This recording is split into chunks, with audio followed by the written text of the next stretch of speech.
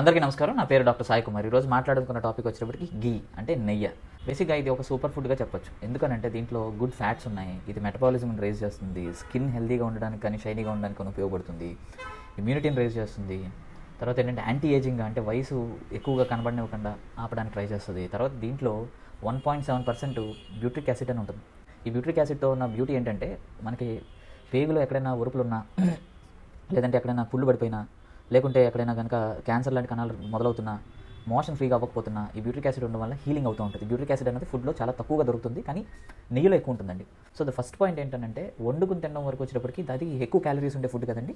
ఎంత తింటున్నాం ఎలా తింటున్నాం అన్నది కొంచెం మనకి అర్థం కాదండి. అందువలన మ్యాక్సిమం ఏంటంటే ఏదైనా తింటే పైన డ్రిజ్లింగ్ పైన ఏమన్నా వేసుకోవడానికి కానీ లేకపోతే మార్నింగ్ లేచాక ఒక స్పూన్ తాగడం కానీ ఇలా చేస్తే బెటర్. కానీ ఏదైనా నేతిలో ఏపి తీస్తున్నప్పుడు ఏంటంటే మనకి క్యాలరీ కౌంట్ మిస్ అయిపోతాం. దానివల్ల ఎక్కువ క్యాలరీస్ తినడం వల్ల ఒళ్ళు బరువు పెరుగుతాం తప్ప నెయ్యి వల్ల ఎప్పుడు కూడా బరువు పెరగము.